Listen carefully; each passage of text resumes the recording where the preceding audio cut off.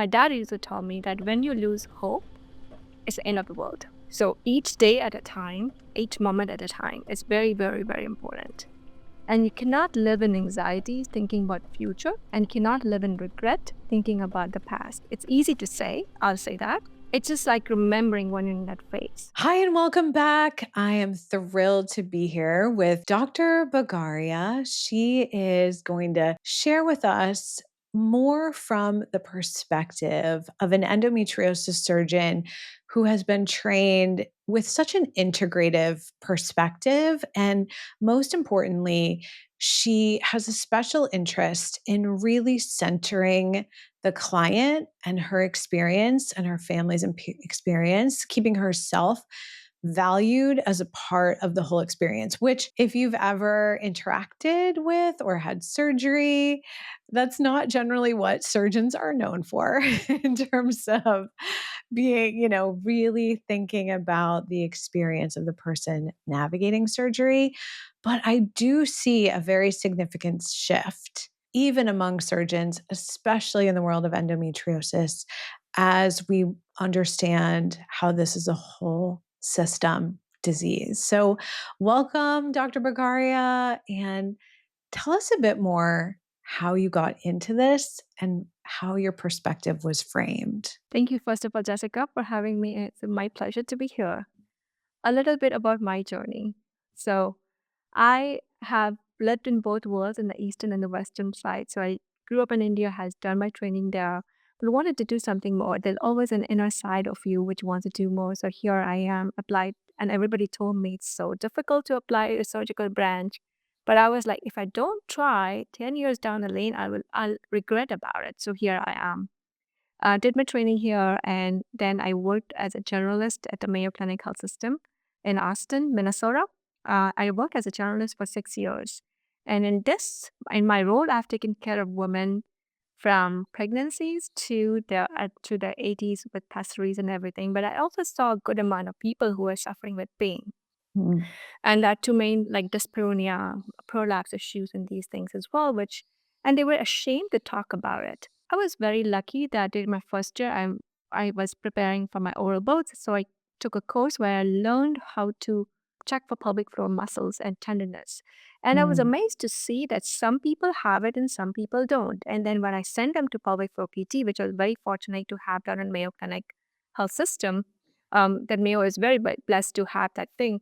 I was very blessed to work with PT, and I saw there was improvement. So I started collaborating more with them. And during my 6 years of tenure, I will agree that I did not have much knowledge about endometriosis. As a resident, I had not done much endometriosis cases, or I have not seen many endometriosis cases. But some of the patients come to your door and you take them for surgery because you want to help them in your best interest. You are like, okay, I need to help this lady.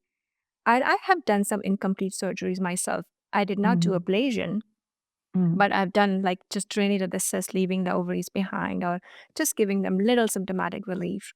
But Mm. again, in my core, I knew that I was not doing the right thing. I needed to step up my game of my surgical field. During my tenure as a physician in at the Mayo system, I also went through a chronic pain myself, not with the endometriosis per se, but with some back pain issues, some groin pain issues, and things like that. And also to the point that I felt I was getting disabled. I Mm. was on a visa, so which means that if I don't have a job, I might have to go back to my country. My job was at stake. I could not do most of the stuff. But I went the process of multiple MRIs and the little things which pops in the MRI, and you try to cling on it and you try to Google it. So being in that field and being a medical person and being to physician and a very good health system in a very good, is one of the pioneer institute of India of America. So I've been through a lot, and I've been given the diagnosis of fibromyalgia and take the oxycodone, you will be fine. I was like, you are depressed. I'm like, I'm not depressed, but of course the pain is making me depressed. It's bringing my Mhm. morale down. But I will say that going to this journey, I felt very deeply for the pain, people who are suffering from pain, and I could see a subset of patients with chronic pain. And I could relate, like, yes, looking at me, people will think that I'm a doctor. I have such a good body. I look so good. But internally, they don't know what the turmoil I'm facing. So I've gone to that path. So became very humble. And then all these things helped me shape the person I am. And this was the perfect world for me to serve as a woman because I knew what women goes through when they're taking care of women and the society, like a woman does just not take care of the work or the society, they're taking care of the household. Now I have a 3-year-old daughter. Like I understand that what the world of women is, so Yeah. that helped me shape mine. I think a great role has to be for my husband, which I met about 3 years ago, 4 years ago now. And he was like, you can do it. Yes, you can do it. You can apply for the surgical fellowship. And I'm like, okay, I'll do it. And I did it. And I think a lot of work is needed in your thing, like, a lot of mind body. And that's when I delved into the mind body connection and so much into like meditation, yoga, and all those things.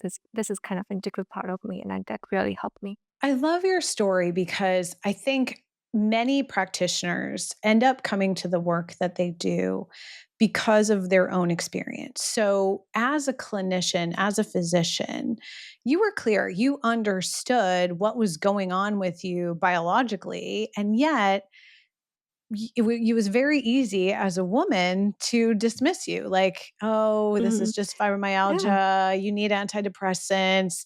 And this is such a normal experience of women navigating the health Yeah. system for any chronic pain condition. Yeah, I Yeah. went to a neurologist and she was charting in front of a computer without looking at my face. I was like, I am never going to do this with my patient because I Mm. could not connect with her. As a person, when you're going through this, you just wonder, like, oh, this is the thing. I can fix it. I can find it and I can fix it. But it doesn't work that way. And I think that's the hard reality, right? So, as a physician, you also can empathize with that neurologist is in a position of a lot of pressure. How many patients does she have to see that day? And the answer is that there's almost never a really simple, like complex neurological pain issue that can be solved with oxycodone, right? Yeah. So glad I didn't take the route. Glad I did not have to Right. take any antidepressant. Right. Glad that, I mean, I think your mental agility, which comes with your meditation practice, with your Mhm. support system. And that's why I advocate in my Instagram about support system, because that plays a huge, huge role in keeping you away from that downhill, the spiral, which goes down. Yes. So, since there are rarely very simple solutions to the complex chronic pain problems that women have to navigate, and especially if you're a woman, you're going to be at best given kind of a pain medication to mask the symptoms and, or more commonly just an antidepressant or something like that, or birth control pills if, it's pelvic related pain. So now let's say this woman, and you've had this experience sort of on both sides of the charting computer, right? Where now this woman is like, okay, I know that's at best going to mask my symptoms, but what do I do next? So before she even goes down the surgical route, one of the things you would suggest she supports herself with is taking an inventory of what's her support network and how kind of emotionally and mentally resilient she is. Does she have a meditation practice or a breathwork practice or yoga or something like that, right? I mean, those are not easy things to do when you are in that mental frame.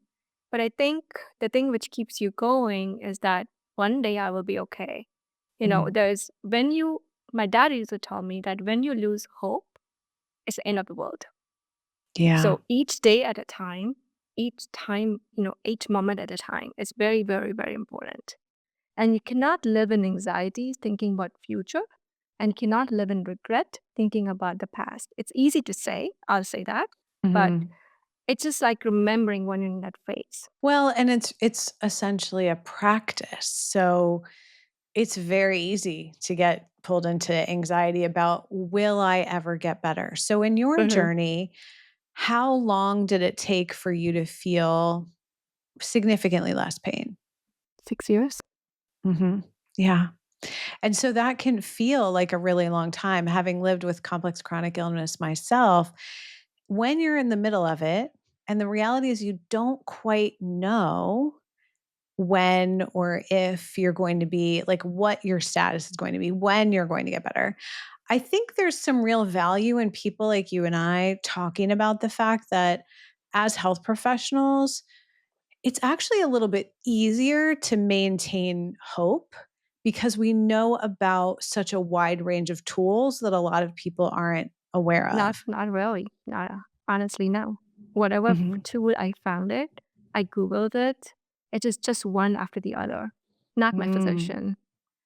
so Um, you had to do really your own homework. I know, Yeah. and that's when I started reading some good books. I was always into TED Talks.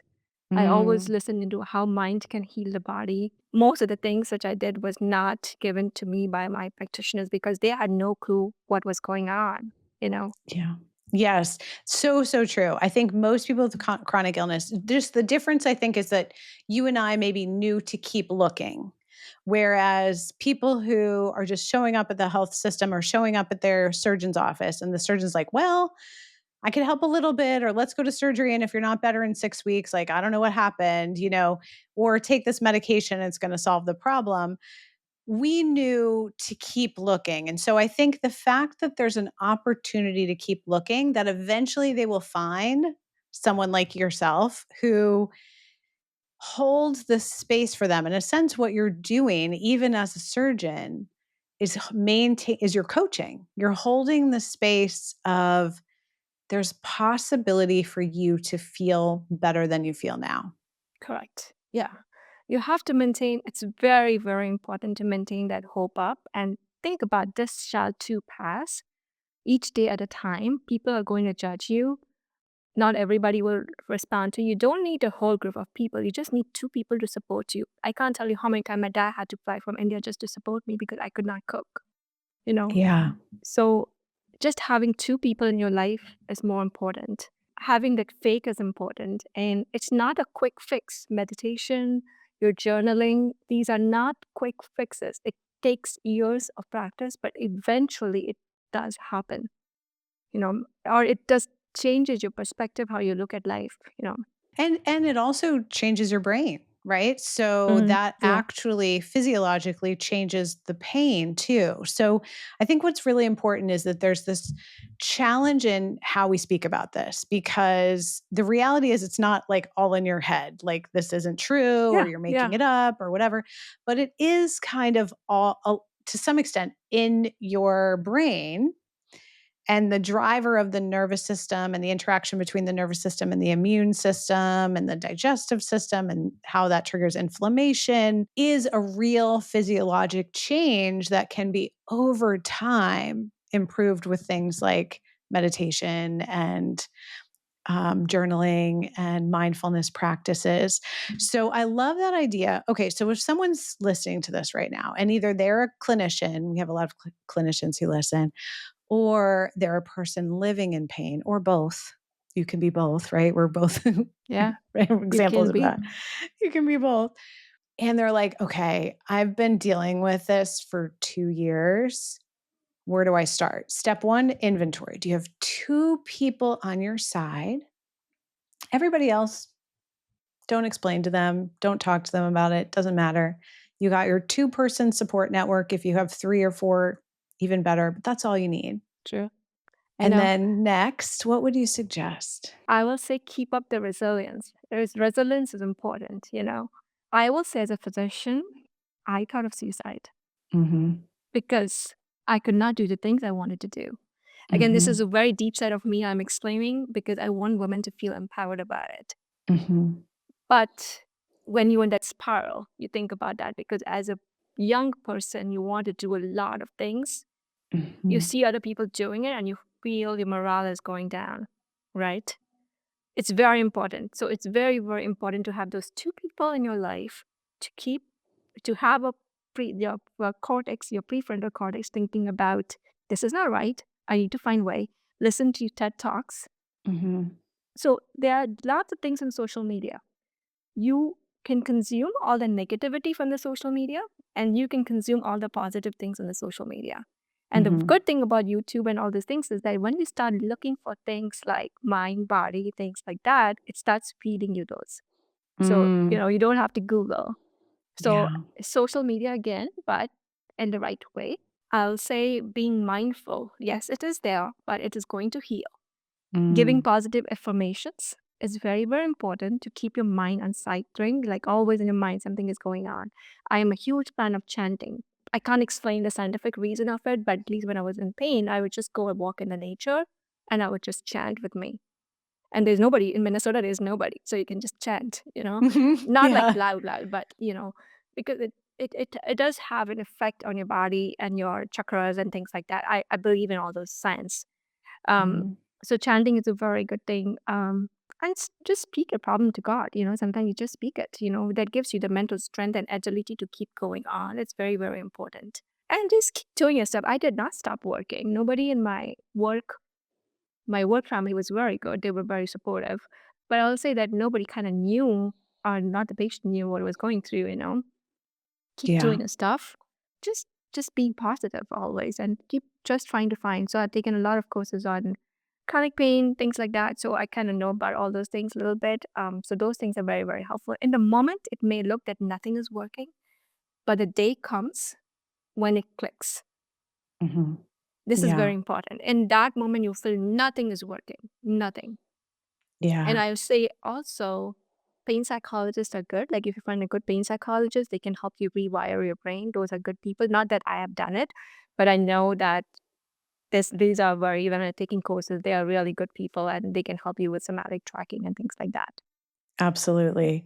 So, if you find yourself really stuck in a chronic pain situation, and with endometriosis, and we'll talk about this next, of course, there are some surgical therapies that can be helpful, but that's never the whole story, right? We have to prepare in advance, we have to recover after surgery. That's what we've been doing for 25 years now. But when you're stuck in a chronic symptom spiral or a chronic pain spiral, there's a checklist you can start to go through because you're right. You can feel like there's just no hope. You're never going to get out of this.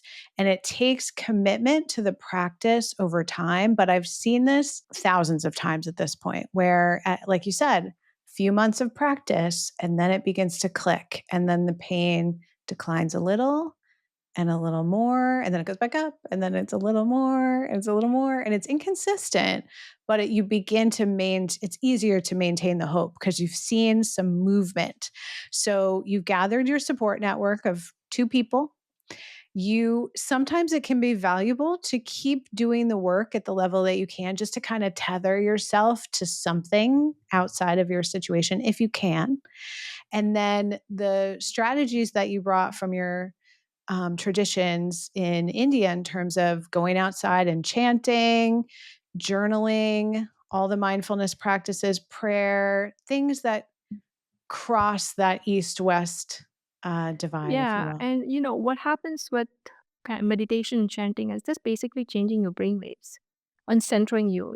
It's like detaching yourself from all the negativity and again centering your mind to something which actually make some changes in your brain waves, the mantras and all those things that help with the chakra balance and things like that. Like again, nothing like you have to chant some specific mantras. It's whatever you can, whatever you feel. And again, these are not something you need to do. Find a time for it. It's nothing like that. You can just do on the move. Like when you're traveling, you can do it. You can just close your eyes, do 2 minute meditation. It doesn't have to Mhm. be 20 minutes long. Doesn't have to be, you know. Yeah. Yeah. These doesn't have to be like you have to carve out a time because that's so difficult for nowadays, especially if you're suffering from all these things. You just can do it when just here and there. Yeah. So you begin to implement these practices. After a little bit of time, you start to feel your symptoms shifting a bit. You've started to train your algorithms on your social media rather than letting them train you. So you keep always giving more attention to things that are encouraging and positive and most importantly, hopeful.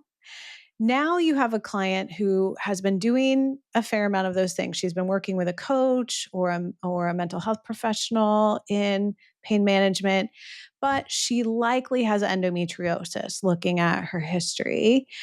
How would you start connecting with her about whether or not surgery is an appropriate next step for her?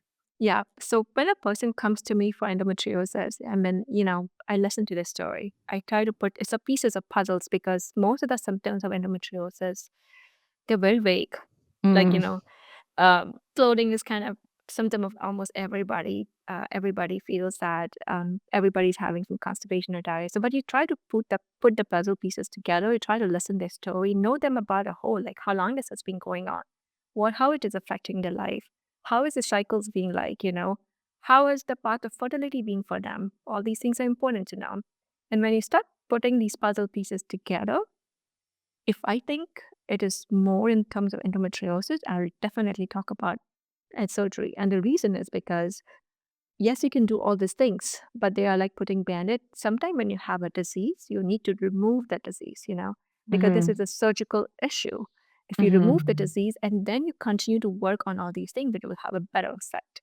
Because if there's an inflammation, a source that is still there and giving you inflammation, then you have to work on removing the source. You Yeah. know, like Mhm. if you have a trash can in your room and you just keep spraying air to it, yes, it will help. But unless you remove the trash can out of your room, the room is never going to smell fresh, right? So you have to remove the source. It's very, very important. So, and then some of them, if I feel that this is more muscular, and if I get an intuition this is more muscular, I'll tell them, this looks to be like muscular. Why don't you start with PT therapy for Mm. do 6 to 12 sessions, see how you do. If you're not making a headway, happy to take you to the operating room because, again, unfortunately, for superficial endometriosis, there's not good enough detection tools, and the only way to know is through surgery. So if it Mhm. just comes to surgery, and it's okay to do it if it's needed. Absolutely. So, I generally tell our patients who are undergoing endometriosis excision surgery that the acute surgical recovery will be about 6 weeks, and the full complete recovery, because they've often had pain and other symptoms for more than a decade, will take 6 to 24 months before they're really feeling like they're like fully back in the gym, they're fully at work, they're starting to Yeah. meet different goals or thinking about it less. What do you think of that time frame? What kind of outcomes are you seeing in your patients? I will say I'll totally second you on that in the sense that surgery helps to take care of the disease, but your body, when we talk about a person, we are not just talking about the physical body. We're talking about the emotional, mental body, the energy body, everything. And everything has a different, and everybody is different too. Mhm. So, yes, surgery, when they go through the surgery, there's a lot of things which is happening during the surgery, and there's a lot of things which has happened before the surgery. Like the body has gone through a lot of stress, a lot of like mental health fatigue, and all those things happen, a lot of inflammation. So, it takes time for body to reset. Surgery again is an injury to the body. So again, the body, yes, physically you can move around the very next day, which is great, but Mhm. internal healing takes some time. So I usually tell fatigue usually lasts for 2 to 3 months, but everybody is different. Mhm. Uh, Getting back to the gut health and everything, bowel symptoms and everything improvement. Yes, once the endometriosis is gone, you'll start feeling better. But if you start building up your gut health by taking a proper diet, it takes about 6 to 12 months easily, right? It's not again a quick fix. Yeah. Yeah. And in that process, person has to learn how to get to this new person lifestyle, right? It's not easy Mm. to swap all your food habits to a different food habit. It's one baby step at a time. So it takes time. So it I'll say around that time is a good time because you're learning and your body is de-learning and learning new things, if that makes sense. Yeah, absolutely. You have to have a time for the habit transformation, which is why we like to ideally see people for a few months before surgery. But either way, after surgery, there's a transformation of just lifestyle, of bedtime routine, of nutrition strategies, of how they can exercise and move, and all of those changes. So, if you're working with a woman who you're helping pre or post surgery or both, what are the kinds of things you recommend that their family do to, or their support network do to better support them? One of the things I'll tell to the family member is that just be present. Don't ask them how is your pain because then you're feeding. That person, if the person is not able to keep up to certain plans, don't judge them. Don't ask them why they can't drive or why can't they do this, why can't they be present, because they're trying their best. And if you pose those questions to them, then it further brings their morale down. Just support them without even them knowing that you're doing that for them, is very important. Um, and, if you're able to take them out in nature, take them out. Nature has a very profound effect on healing. I used to listen to Sadhguru and he says, like, take a wind bath. So I Mm. don't know what you mean. Like, just Mhm. open when the wind is blowing, just open your hand to the wind. And it's good to see that wind blowing onto you. It kind of brushes off, or just take a shower. That kind of Yeah. cleanses your body of a lot of things. Those Yeah. things. So take them out to nature and, just be with them. Just be their support without letting them know that they're there. I love that because I think sometimes when people feel like they can't exercise, they can't like go out and take a hike on a mountain or something, that they can't get that nature exposure, but it really could be just sit outside on a backyard chair and feel the wind. Or I have Yeah. I have one patient right now who's pretty severely fatigued, and so we're slowly building back up. And it was just like, you don't have to take the dog for a walk, you can sit in a chair and just throw the ball, but they're both then outside. I think there is something really profound, and I love that you think about, for a person you're taking to surgery, surgeons are notoriously sort of focused on just the nuts and bolts, as they should be, of the physical body. But each person also has that energetic body, that emotional body, and I think how we take care of the body by giving it space to just rest in nature, feel very supported, those layers of healing go so much deeper. Even if you've taken the endometriosis lesions out, if you've kind of respected that there are kind of layers of the mind body physicality, that the family can really support them at deeper Yeah. levels. Or just walk barefoot on the ground, Mm. on the earth. So I mean, Hmm. not on the floor of the house because they're very up Right. from the Just house. outside. On Yeah. the park.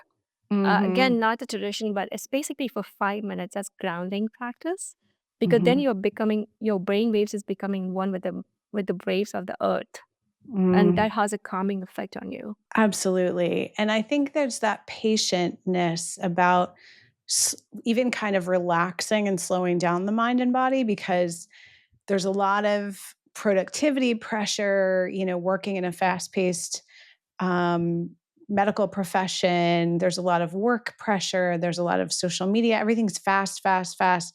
It's very rare for people to just take that time to really slow down and sit or stand barefoot in nature or take a walk in the woods or in the neighborhood.